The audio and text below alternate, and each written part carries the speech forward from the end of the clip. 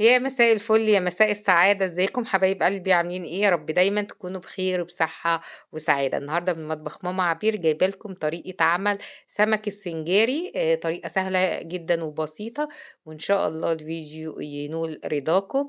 أنا قبل كده عملت لكم سمك السنجاري كذا مرة في القناة، و طبعًا دي المرة العاشرة تقريبًا يعني، بس طبعًا في حد طلبه مني، فأنا قُلت لازم أعمله. وخصوصًا لمّا أولادي قالوا لي: "يا ماما عايزين ناكلوا سمك سنجاري." فقُلت لازم أعمله.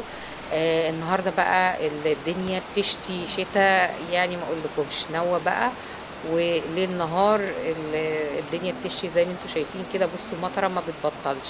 طلعت أنا وولادي البلكونة بقى نستمتع بالجو الجميل ده ونصوّر حاجة كده يعني روعة. بقيت يعني بافكّر هناكلوا إيه النهارده، هنتغدوا إيه يا بنات النهارده. فطبعًا استقرينا على سمك السنجاري ورز صيادية وكده. فنزلت السوق، أخدت بعضي ورُحت بقى يعني جِبت لهم شوية طلبات كده، وجِبت السمك السنجاري. دخلت بقى المطبخ وقُلت أول حاجة أعملها عشان كنت جاية مُرهقة من السوق وتعبانة، فقُلت أعمل إيه، كوباية نسكافيه كده، يعني أمزمز فيها قبل ما أمسك السمك بقى والزفارة والدنيا اللي أنتم عارفينها ديّة كلّها.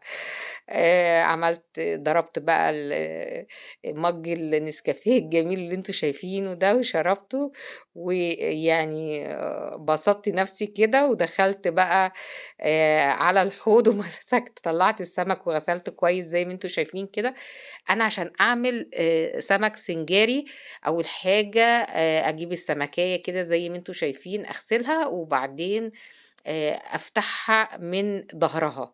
عشان أعمل سمك سنجاري مش هافتحها من بطنها زي بقى بقية السمك لمّا نيجوا بننضّفوا أي سمك، إحنا بنفتحوه بالمقص كده من بطنه وبنطلّع طبعًا المصارين اللي جوّه وأحشائه يعني وأنضّفه كويس واغسله وكده.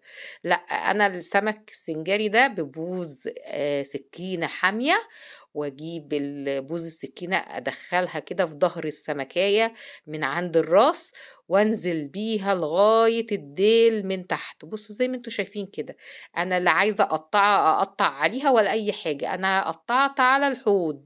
يعني الموضوع بسيط جدًا وسهل وما فيهوش أي كلاكيع، يعني عشان في ناس كده بتتوه ويعني بتكبّر المواضيع. لأ، ده الموضوع سهل جدًا مش صعب. السمكاية هاجيبها كده واشُقّها من ضهرها كده.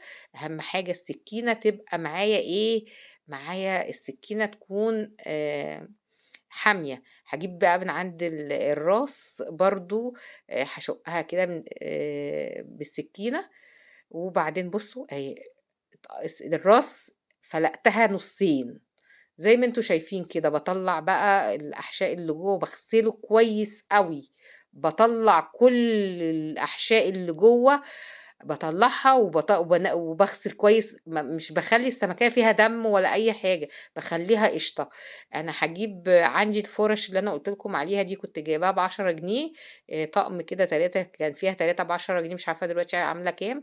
بامسك بقى و و و ب يعني بافرّش كده البطن بتاع السمكية كويس أوي بالفرشة، لغاية ما أتأكد إن السمكة بقت معايا فُلّة كده وقشطة.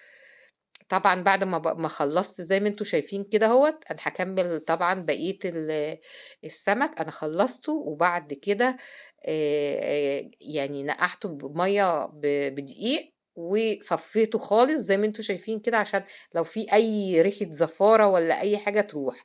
باجيب بقى معايا ملح عشان أملّح السمك.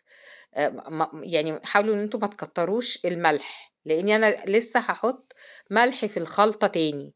تمام كده، بارُش كده زي معلقة كده أهوّة في السمك كُلّه، معلقة كبيرة في السمك كُلّه، وباعصُر ليمون وشوية خَل، أقلِّب السمك كُلّه على بعض وباحُطّه على جنب. باجيب هنا بقى راسين توم كبار و بصلاية كبيرة و3 قرون فلفل، عايزين فلفل حامي حطّوا، فلفل بارد حطّوا، معايا هنا فلفل أسمر وكمون وكزبرة وملح، ومعايا معلقة زعتر، باحط التوابل كلّها مع بعض، ومجهّزة طماطم وباشرة جزر ومقطّعة الفلفل، فلفل هنا رومي مش حامي، جِبت الصاج بتاع الفرن، حطّيت عليه فردته كدهوّة بالفويل، وبعد ما ضبّطت السمك كلّه كده وتبّلته، بارُص السمك زي ما أنتم شايفينه كده. بُصّوا الطريقة سهلة وبسيطة، وأنا طبعًا لمّا جِبت السمك من عند الراجل، فباقول له: "أنت هتطبخه لي بكام يعني، هتكلّف كام عندك؟" قال لي: "ب100 جنيه." قُلت له: "شكرًا، لأ أنا أعمله في البيت يعني، هو أنا يعني ده أنا أعمل أم الحنة يعني، إحنا شاطرين، الإسكندرانية شاطرين يعني عشان يعني أخلّي حد يعمل لي السمك بتاعي، لأ أنا أعمل السمك بإيدي وهيطلع أنضف من برّه وأحسن من برّه وهيبقى أطرى من برّه كمان." طبعًا الخلطة ديّة بعد ما ضربتها كويس أوي بالبهارات وبهّرتها وخلّيتها كويسة، طبعًا بالمعلقة كده وباحط في كل سمكية باملاها من الخلطة ديّة، وبعد كده يعني باقسمها نُصّين، خلطة باحطها على السمك والخلطة التانية باحطها على الخضار اللي أنا قطّعته، الطماطم والجزر والفلفل، وباقلّبه كويس أوي علشان ياخد يعني من البهارات اللي أنا حاطاها مع التومة، وباعصر ليمون وباحط شوية خل كده برضه عليها، قبل كل شيء قبل ما أحط الخلطة ديّة هاجيب إزازة الزيت كده وأرشّش شوية زيت كده فوق الوش، علشان السمكية بتاعتي تبقى طرية، أول ما تدخل الفرن تبقى طرية كده وجميلة. زي ما أنتم شايفين كده باجيب بقى الخلطة الجميلة بتاعتي، الخضار الجميل اللي أنا مقطّعاه، بافرده على السمكية زي ما أنتم شايفين كده. يا سلام بقى لمّا تسيبوا الخلطة ديّة على السمك لمدة ساعة كده والّا ساعتين برّه، قبل ما تدخّلوه الفرن، بيبقى جميل أوي، بيشرب التتبيلة بتاعته كده وبيبقى جميل. برضه بارُش شوية زيت فوق الوش، حاجات بسيطة كده يعني، أنا ما باكتّرش، أنا بس الغرض إن أنا السمكية تبقى طرية، ما تنشفش معايا جوّه في الفرن.